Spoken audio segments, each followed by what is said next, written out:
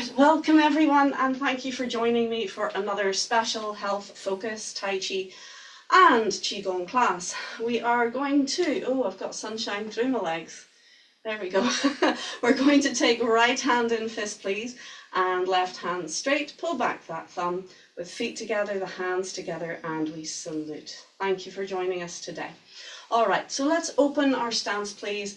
And as we often do, we're going to begin with our four corners rotations. Allow yourself to calm. And as you move, let your breath flow.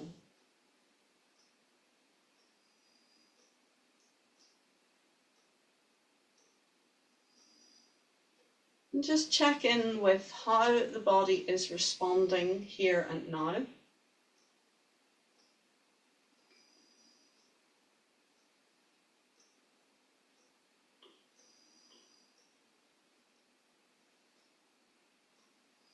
Good, and let's change direction. So I'm going to point something out. Tai Chi is a holistic practice, and therefore everything is affected. As we practice, we want to pay attention to all the body's functions. So excuse me for being somewhat graphic. I'm trying to stay on the polite side of things. However, you may notice that your digestive system starts doing things as you start training, as you start doing your Tai Chi. So this does not mean that you have an issue with your digestive system. In fact, it's quite the opposite. But when we train, we are stimulating the parasympathetic nervous system. So that's your rest, digest aspect. And so therefore, as we practice, you may notice, let's come back to center, that your tummy starts to function a little bit more. Often, a response that people get when they're doing Tai Chi and Qigong is that they burp a lot. Now, I have not had that reaction, hardly at all, ever, but I have been in classes, especially Qigong classes, where folks start to burp rather a lot. And thankfully it doesn't seem to disturb them, but it is a possible outcome. And it really just means that your system is kicking into another gear, that something is happening. So something that I do get practically on a daily basis is gurgly tummy. So I get the gurgles as I practice, and you may also experience a bit of flatulence. So if you do pass gas, please don't be too disturbed. Don't be disturbed at all about it. It's a natural process, and basically again it's just that the digestion is waking up a little bit, and if there is any gas in there, it's traveling along and making an exit. And I know you might not want to pass gas, but the alternative is not worth thinking about. And I've also had that issue. I've had colic, which expresses itself as wind, basically trapped wind, and it can be agony. So farting occasionally is much preferable to being in extreme pain. And I do Tai Chi every day, so I have had colic at times when I was doing Tai Chi, but it wasn't the Tai Chi. I'm convinced it wasn't the Tai Chi that was causing it, but rather stress and autoimmune reactions. I was taking allergic reactions to various things. Let's go to the legs and give them a wee pat. Good. And the knees. And the lower legs, ankles and feet. Good, and up the body again. But certainly in general, I find the digestive system, yes, it comes online when we're practicing our Tai Chi, but very much in general, it comes into better balance. So if you have been bound up, if you have not been able to go to the loo recently, it'll help things move along quite quickly and effectively, that you may even need to excuse yourself from class and go and sort yourself out. And that's a really good thing, that it's helping the digestive transit. That's very good. Likewise, if you're experiencing the trots, if you're having to run to the toilet a lot, Tai Chi will definitely, in general, help things calm and smooth down. But regardless, just go gently. If your tummy isn't feeling well, Tai Chi will gently nudge it in the right direction. But just like any practice, if you overdo it when you're feeling delicate, you can end up not feeling too good as the system very quickly tries to find its balance. So everything in moderation. Okay, let us stand on one leg, please, and gently rotate down through the leg and breathe. Very good. And change direction. Normally I would pull the curtains when I'm teaching, so that the light balance stays the same. Shake out, please. I'll just switch on the light actually for hopefully a little bit more stability of light. But I've actually got a little elderly dog who is sunbathing in front of the window, and I just don't have the heart to pull the curtains on her. I don't think that would be nice. So hopefully this is decent, though excuse the patches of light. Yeah, I'm a soft touch when it comes to animals. Good, circle one way and then circle the other way.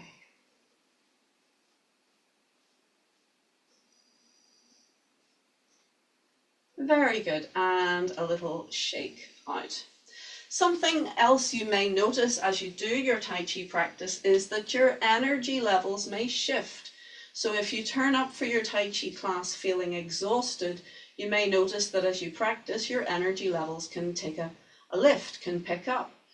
And also, depending on what exercises you're doing and how you're feeling beforehand, you may notice that some exercises actually make you feel quite exhausted or tired. Especially lymphatic work can do that to you. It tends to only be a little blip, a little brief moment or two of tiredness. But again, please don't worry about that if that happens. That energy levels can fluctuate as you practice, and it's all about stimulating your system to come into a better balance. Okay, so let us do a little bit of silk railing, please, to finish our warm-up. So I'd like you to make an embrace position. So one hand level with the throat, one hand level with the belly, and the palms are facing in. So we're looking at Yang style at the moment. And as we turn, we open one hand. And then we have this little yin-yang change. So as one hand comes down, the other comes up. And we do the same thing to the other side. As we turn, we open and change. Keep the hips facing front and turn in your waist and change. Turn. Now, do you see how we're keeping a nice fullness in the arms? So it's very different if I were to do it like this. You see that now? Do you see the way I don't have the fullness? It's not that it's wrong exactly, but we would call it a deviation. So if you're just sort of carrying your arms, it gets tiring. Whereas if you fill the arms, do you see the difference? It's much more rounded and full, like a verdant plant that's really well hydrated and healthy. It has this lovely open and full structure. That will help your energy to flow. So it's not that you're holding yourself puffed out, but rather you're feeling for an expansion within.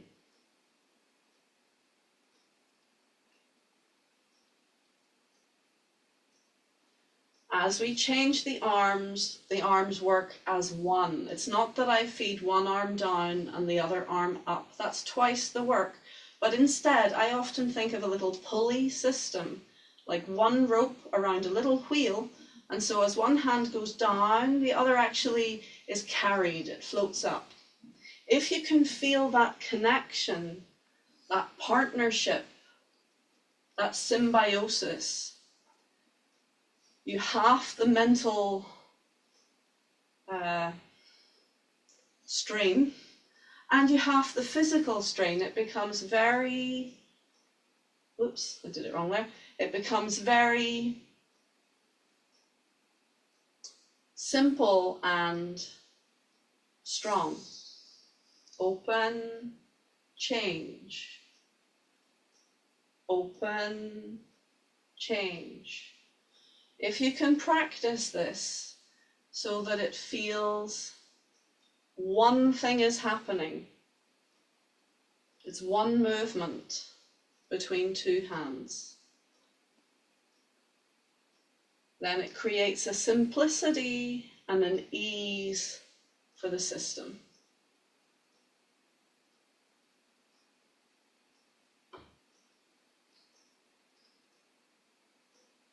Do you notice the way the top hand unfolds as you turn? It's not that I turn and then open, and I don't open and then turn. It is an unfolding as we turn. So think as if we have a body that is clockwork. The cogs all move together. The big turn is in the waist, which causes a subtle turn in the hand.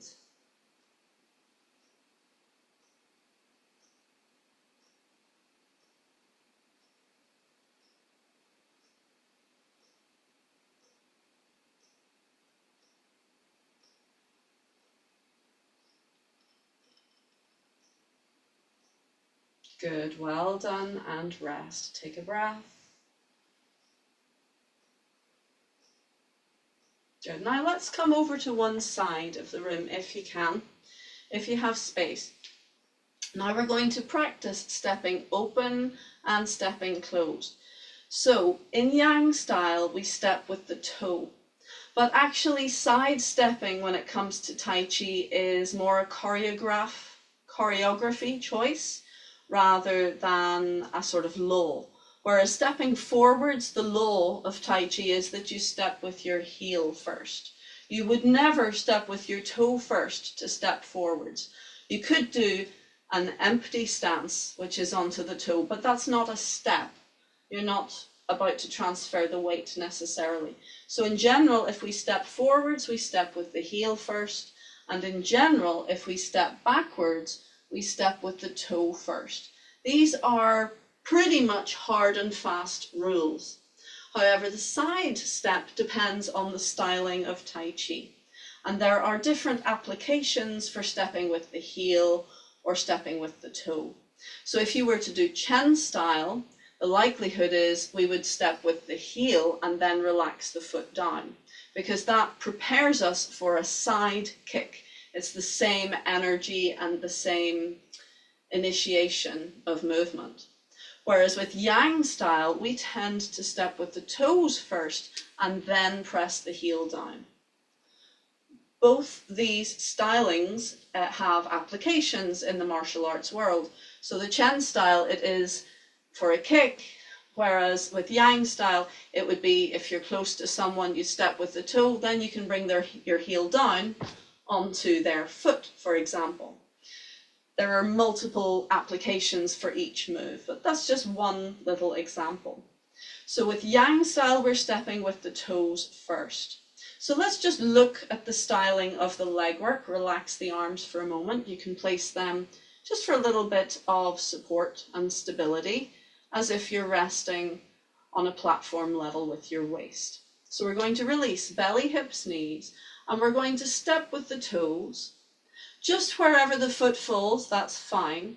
And as we press the heel down, the other heel begins to peel away and the weight changes. We come in, and again with the toes, we place the foot, heel down, and shift your weight. Again, toe, heel change, and toe, heel change. Try to keep the body absolutely perpendicular to the earth. So a plumb line, not leaning.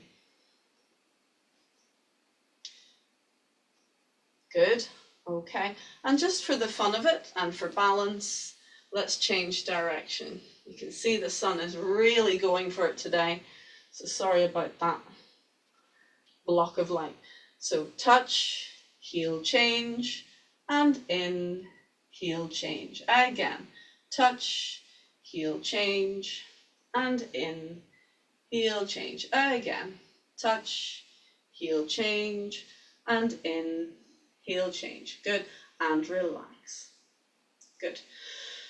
So especially in Yang style, there is a styling that we want to pretty much stay on a level. There is very little rise and fall within Yang style. There is a little bit. There's things like snake creeps down. There are those sort of sink down and then come up moves. But in general, we want to meander. Oh, poor wee dog's coughing, sorry. In general, we want to meander like a river or like clouds going across the sky. We don't want to come up and then down and then up. It breaks the flow of energy. So whatever height you choose, stick to that height. Don't be going up and down. That will affect the size of your stance. So if you decide that you want to work your system a bit more, you can go deeper, and if you go deeper, then you can go bigger. So your cloud hands becomes much more, ouch, sorry, the cloud hands becomes much more obvious and big. But if you want to stay high, you're a scallywag, missus. If you want to stay high in your stance, no problem. You can stay high, in which case then you would take smaller steps. And because that little one has now left, I'm going to pull the curtains. So relax for a second, have a wee play with that if you want, and we will go again.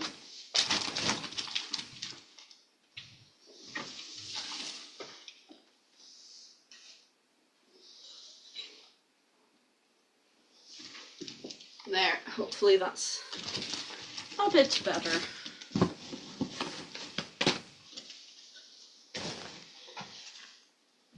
Good. Okay, so the height of your stance dictates the width of your stance. The higher, the narrower, the deeper, the wider. So we were looking at the heel exchange there. One heel down as the other heel peels up. Now let's have a look at the rotation of center. Now I know we've done the whole form, but actually it does pay dividends to go back and revisit simple aspects because they tend to get rough around the edges when we're doing so much complexity. We can lose track of the simple fundamentals. So let's have a little look. Again, you can place your hands at waist height or take your hands to your waist. We're going to release belly, hips, knees. This time, in order to step out, say that's your left, we're going to turn a little bit to your right. So this is this rule of moving from center. It doesn't mean that the hips are going, they're not. You're turning inside your hips. So the belly is turning, the waist is turning. Ready? So to step left, we're going to turn a little bit to the right. Are we ready? Sitting down and turn, heel change and in. You see the way you're turning to the left brings the foot in. Heel change, which shifts the weight. Heel change, come in. So it's actually the turning of the center which dictates the weight transference, which dictates the heel change and allows it all to happen smoothly. Let's go the other way. So if we want to go right, we turn to the left. If we want to go in, we turn to the right and the foot tugs in. So we're actually using two principles, centrifuge and there's two, aren't there? Centrifuge and centrifugal force. So the center turns, it sends things out, and the center turns, it brings things in. Good. And rest. Do you feel that force at play? This release. By turning to the other side, the leg has this freedom to open. Whereas we turn towards that leg, it tugs and pulls the foot in. Yeah? So it's not a case of just using your legs and doing this. You're not. You're turning to go out and you're turning to come in. Turning to go out and turning to come in. And in the same way, the turning of the waist is changing the arms. Turn the waist. That's the dog. Come on then. Sorry about that. Okay, so turning the waist sends out. So do you see that? You have symmetry, a diagonal symmetry. So as I'm turning to my left hand opens and my right foot steps out. So there is a feeling turning center creates an expansion. This is also a rule in Tai Chi. If something goes out, everything goes out. If something comes in, everything comes in. Regarding energy, there's out, there's in. It's like a breath, out and in. So as we turn, we go out. And then the heels change and the hands change. Moved by center, center turns and tugs everything in. Change, everything out, or diagonal out. Change, same side comes in. Change, out, change, in. Let's change direction. So center turns, releases hand and opposite foot. Change and tug in. Change and step out. Change and tug in. Change and step out. In, out. Good. And rest. Lovely. Now, in many ways, sidestepping can be one of the most challenging aspects for people, because unless you're a crab, you're probably not used to stepping sideways. But it's very, very useful. It's great for the brain. It's using the brain in a different way. It's great for dyslexia, for example. Like me, I'm dyslexic, so very useful for helping you with crossing the center line, for reading even, for example. It's very, very useful. And it's strengthening the adductors and abductors, which are stabilizers. So if you're concerned about falling, doing sidestepping can really help. Also, this understanding of the rolling ball and a rolling structure creates a great deal of strength and confidence within the body. And we are really working, you can maybe even feel it. Do it with me, please. You can feel your adductors, you can feel your core muscles really engaging without having to do any kind of sit-ups or anything particularly harsh. You are engaging your entire core and loosening and strengthening the spine. So all very, very useful. Well done. Take a breath. I hope you enjoyed that little revisit on a simple single aspect of the 24 International Simplified competition form. Doesn't feel that simplified, does it? And it's not really, it's just a short form as opposed to the traditional Laojia forms that tend to be maybe 20 minutes long, maybe half an hour, some of them. So by comparison, this may seem simple, but it's just shortened. It takes about 6 to 7 minutes to perform from beginning to end. So let's do that now. We're going to do a couple of moments of Wuji, which basically is just chilling out and relaxing, letting go and listening. And then we go into our full 24 International Simplified competition style form. Okay, are we ready? Let's come to our right hand side.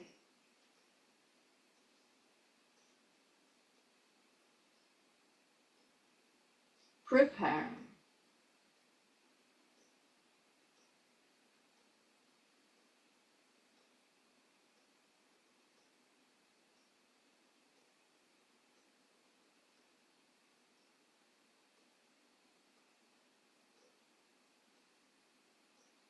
calming down.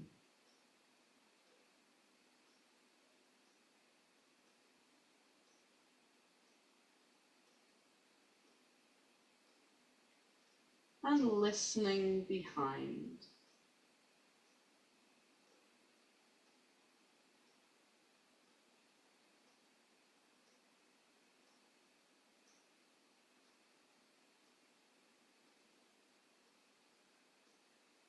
Ready, start.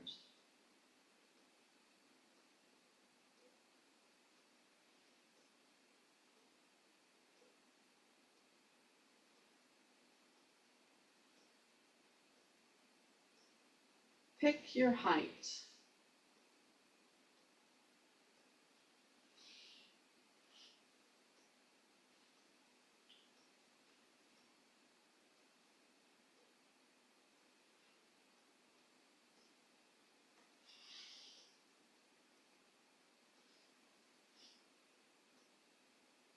Keep going, please. Off screen there. And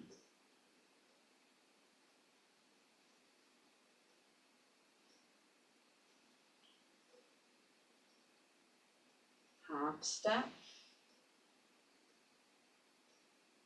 White crane opens its wings.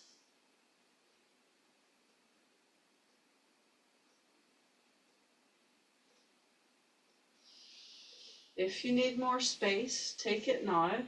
What you can do is keep going with your old cat washes its face and then begin to step back. So as you turn right, you step back left. As you turn left, you can step back right. And that can be a way of stepping backwards to give you space without stopping and starting again. Then we're going to step forwards left for brush knee push.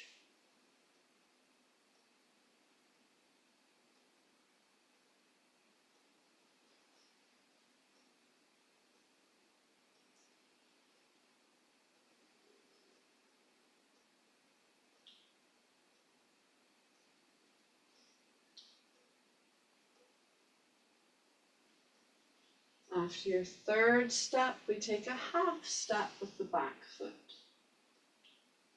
Right shoulder back, left side raises, and relax onto your heel. For step back, repulse monkey.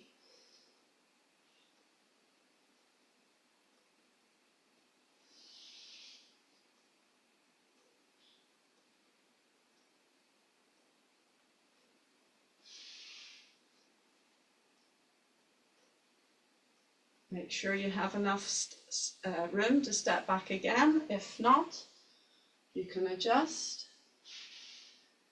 Step back, lift your right heel and pivot to face the front, swinging the arms underneath and up to right hug ball. And then step and turn for pung. Lu.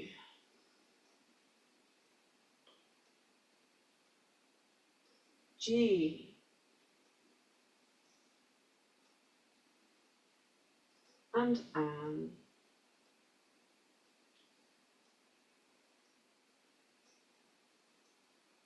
Casting the net, left toes in, gather right. And repeat to the other side. Hung. Can you see me nearly? Lu.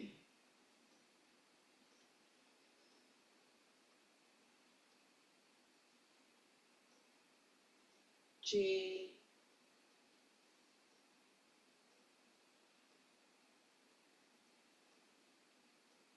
An.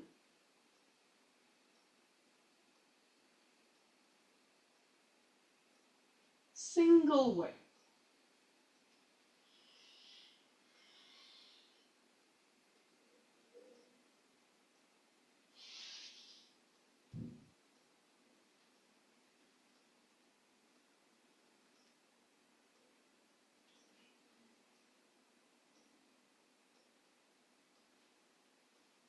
cloud hands.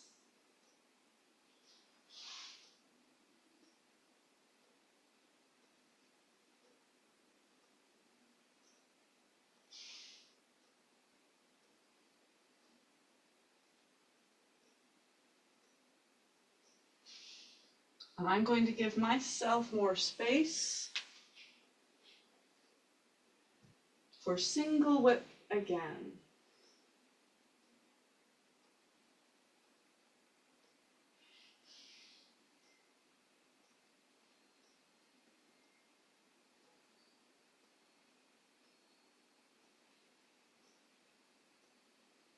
High pat on horse.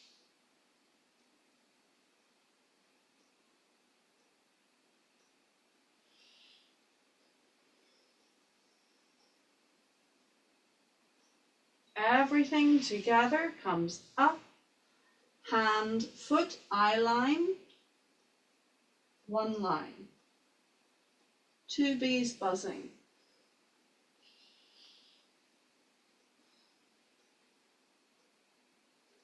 Turning to the back, scoop the arms, weight right, lift left, and kick to the corner. Make sure you have your balance, then kick. Right hand in hook, everything smaller, everything bigger, for snake creeps down. Turn left, turn right, turn left. Fill the left, right side lifts, and heel of hand down. Pinch, lower the foot, and just a little pivot, pull the left heel inwards. Relax down and expand. Snake creeps down. Turn front foot, back foot, front foot. Fill the front foot, left side lifts, heel of hand down. Now you need more space in front of you. If you need to, go back. Ready, and step. Hug ball. Step through, block, and push. Jade Maiden plays shuffles on both sides.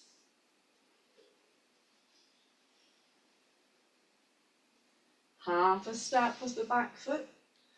Feed the weight back and cycle the right hand up and over, point to the floor. Bounce up, relax down, right hand rolls up. Step and stretch the fan through your back. Arms up, turn to the back, left toes in. Weight left, right hand swings down and in. Right side up and over, left hand down. And screw into the front foot, step through and punch. Apparent close up.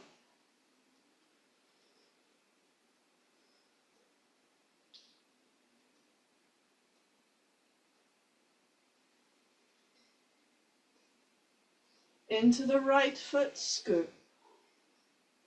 Into the left foot, half step, palms face down, sliding down, feed right, close left, recover, feed down into the floor,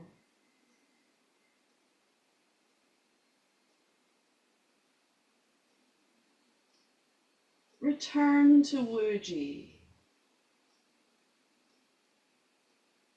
Notice your heart rate, your breathing,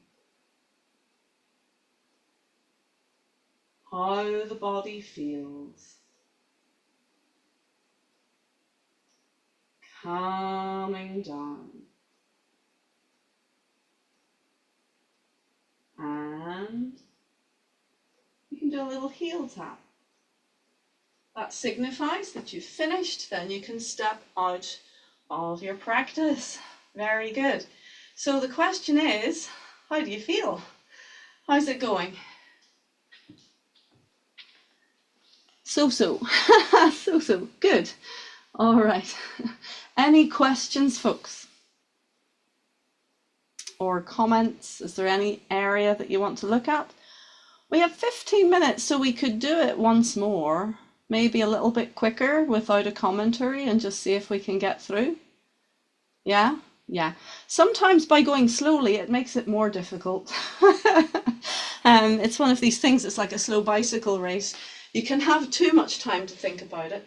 So this time, I just want you to follow, or if you know it already, I'm sure you do, just do it with me.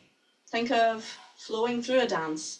Breathe and relax, and if anything isn't sure, that's grand. Just take a mental note if you can, and that means that we can look at it another time. Okay, are we ready? The whole form, one more time. This is a good workout, physically and mentally, so just do what you can, please, and see how you get on. Ready?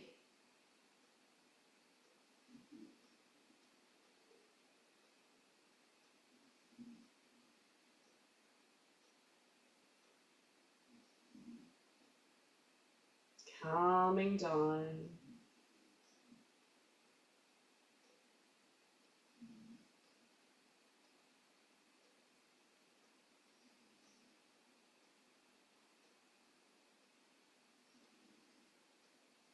And start.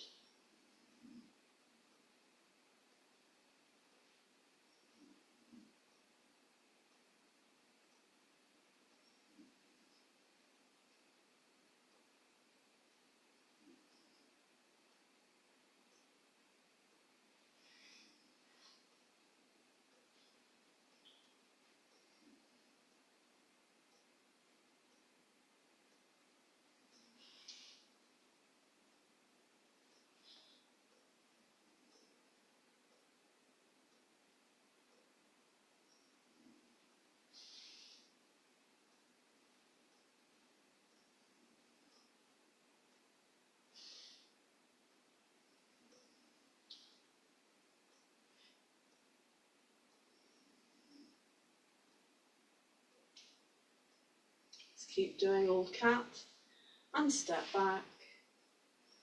2, 3, 4. That's an extra just to give us space, and continue.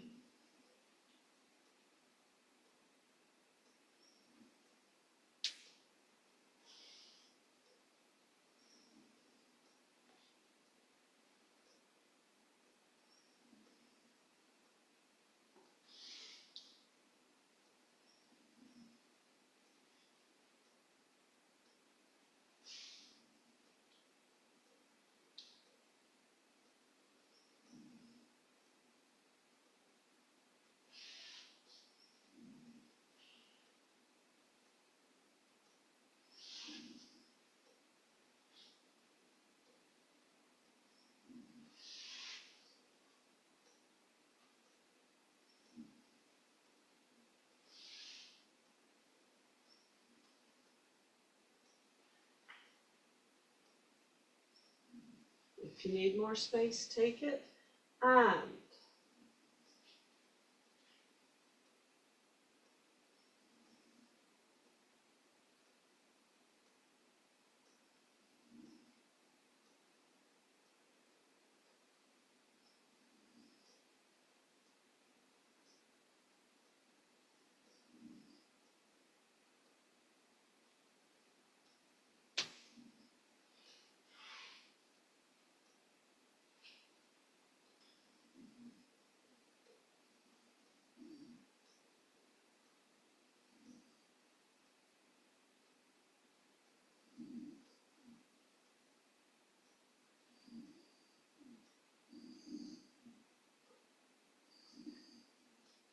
if you need more space, take it.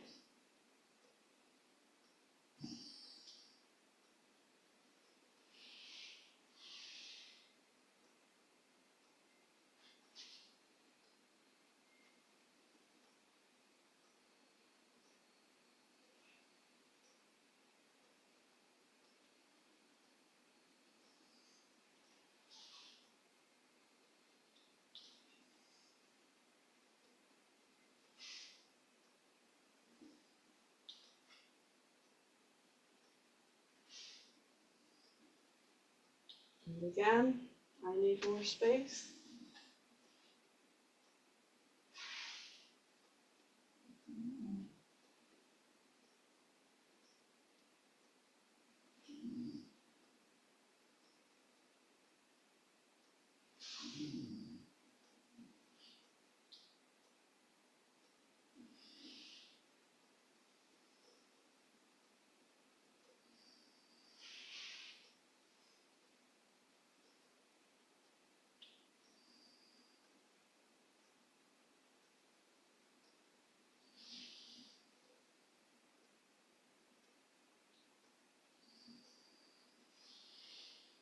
Lift left and kick.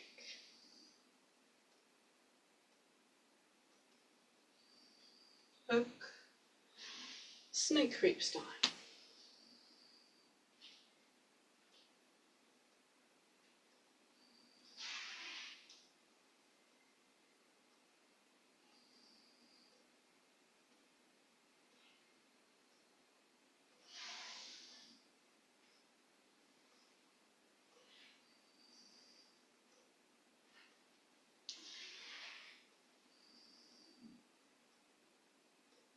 Again.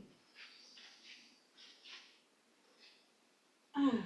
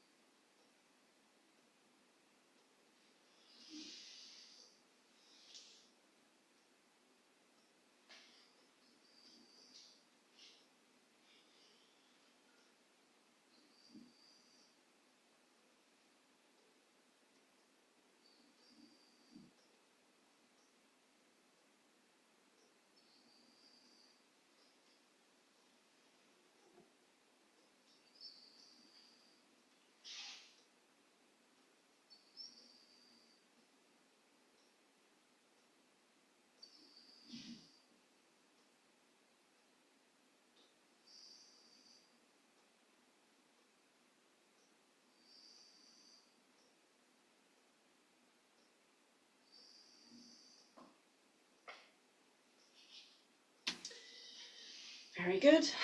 Well done. Okay, so I just want you to take a few moments we'll go back into the four corners exercise. And I just want you to feel into your body and notice how it is now. So you could consider this a warm down. I really love warm down exercises. I think they're so important. Even just going for a wee walk for 10 minutes after training can make the difference between feeling stiff and sore for a few days and feeling on top of the world.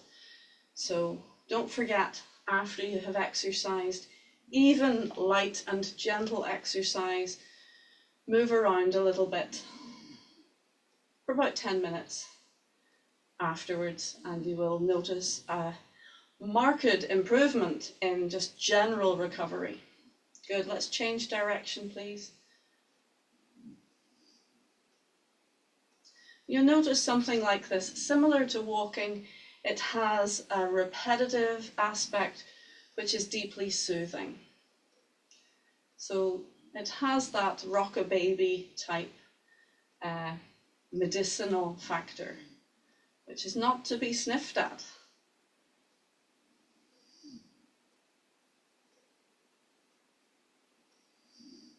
Good, well done. All right, let's come back into the center and let's lift our arms up and flop the wrists. So we're going to do our 100 ailments go away exercise, Bai Bing Sha. So we're bouncing on our heels or just off the heels and let the wrists flop. So this is working the lymph. It's helping your lymph to drain, so helping reduce any swelling in the body. But the wrists flopping like this also stimulates all of the meridians running through the various structures So it is a full body workout. Good.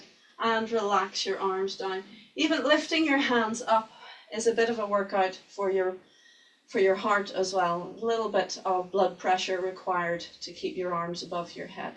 So as you stand still after that exercise, can you feel your body has worked? You'll feel your calf muscles.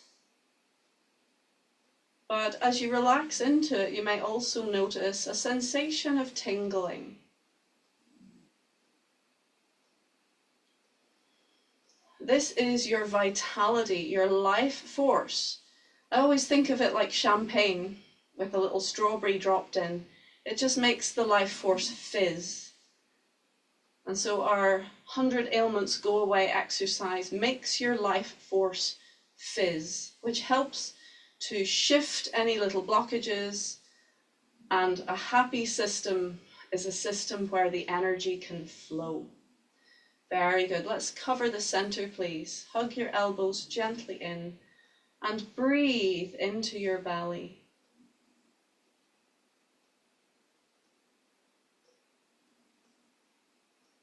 You'll notice that it's a slightly different feeling now.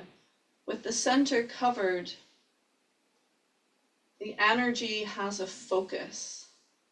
It's being guided back into the very center of your body. We are recharging and replenishing our energy stores.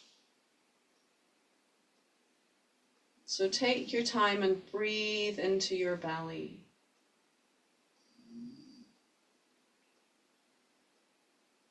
And feel your energy is stronger. Beautiful, well done. Now we've just got a couple of minutes and I'd like to do a wee bit of feedback and see how you're getting on. So if you want to grab your chair, I'll grab mine.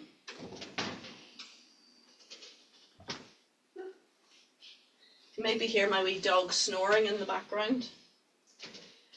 She's at least 17 years old and she's doing great, but maybe a little bit of asthma. We just thought she snored, but apparently it's a breathing thing. It's an age thing. She's doing great. Sorry about the snoring dog. Okay, so any questions, comments? How did you get on with that slightly faster? I think it's good to go fast and slow. I It told myself, is. don't just stick to one speed because you'll get used to it, especially Exactly. if you're doing a competition because you're timed. Yeah, absolutely. In a standardized competition, you're given 7 minutes, I was gonna and say after 6 to 7 minutes. That's six, it. yeah, you're given a warning bell, which means you've 1 minute to go, and then a second bell, which means stop. It's a bit like the cooking competitions or the bake-off competitions where they say, Oh, okay, right, right, right. yeah. So yeah, absolutely. It is very, very useful to go at different speeds. It works the brain and the body in different ways. I'm sure you've heard of this, that we have fast twitch muscles and slow twitch muscles. And some athletes, you know, like the sprinters, they tend to have a lot of fast twitch muscles, which means that they can really move like the clappers. They can go really, really fast very easily. I wonder, would the fast twitch muscle people find Tai Chi difficult? Yes, Possibly. they do, I think. Yeah, yeah, they would. And then you get the slow twitch muscle people who, you know, find sprinting really hard. Like even when they're really going for it, they feel sluggish. And it's just the human, the way we're built. You know, some folks have more fast ability and some people have more slow ability. But it's good to be a jack of all trades and to practice everything that we can, regardless of our natural um, God-given gifts, so to speak. So yeah, it's very, very useful for helping to create a more robust system if we try it different ways. And you'll notice when we go fast, the body actually gets a bit of a break. It's much easier physically to go fast, but it means that mentally we have to be on point all of the time quickly. We can, you know, respond easily. And the good news is that the more you do your Tai Chi slowly, the easier it will be to go quickly. because the body will know what it's doing. Have you ever noticed that? If you're learning a new skill, you'll start doing it slowly. Like you learn to knit and it's all very slow and difficult. But once you get the hang of it, you tend to speed up. And sometimes with Tai Chi, actually, we have to slow people down because once they start to get the idea, they go faster and faster. It's good to be able to go fast, but that's not the end goal. It's not like, right, now you do it fast. Being able to slow it down is working another set of skills, and it's creating more stamina and endurance. So yeah, I agree with Pam. It's good to do it all different ways, and to know that that's another tool for your toolbox, that depending on how you feel, you might not feel particularly strong on a day, in which case I would recommend keep your stance high, so small steps, and move maybe a little bit faster, because it actually takes a lot more energy, physically and mentally, to stay slow, to maintain a structure and flow slowly. Takes a lot more energy than good. Any other comments, any questions, anything else you want to think about? No. So you're really coming well in the 24. I feel now that you have a good understanding of it. Traditionally in Tai Chi, that's just your starting point in a form. Then you want to repeat a lot in order to really get deep into it, and it becomes a vehicle for your personal progress, as opposed to the form being the goal in itself. However, I don't want you to get bored, so I have to strike a balance. So I'm happy to keep working with the 24 and taking little aspects of it each class to try to refine, and then do the whole thing again and integrate it back in and see if we can progress it that way. But keep me posted. There's the WhatsApp group, so you can let me know. Do you want to keep working at it for a while longer? I'd like to do it for a couple of weeks more at least. But then we can decide if you would like to go on to do something else. And then the question is, what do we do? So we have looked at the 19 step in the past. We could revisit that and see if that is still in the memory bank, and various Qigong exercises as well. But there are other Tai Chi things that we can do. We could make a start in Laoja. That would be awesome. I would love to do that. But I want to work with you and not just go, right, this is what we're doing. So anyway, I'd like to say thank you so much for joining me today and working so hard. I hope you enjoyed your class. Let's salute, please. Xue Sang Hao. And a very happy Chinese New Year of the snake. Thanks very much, folks. Take care and see you next time.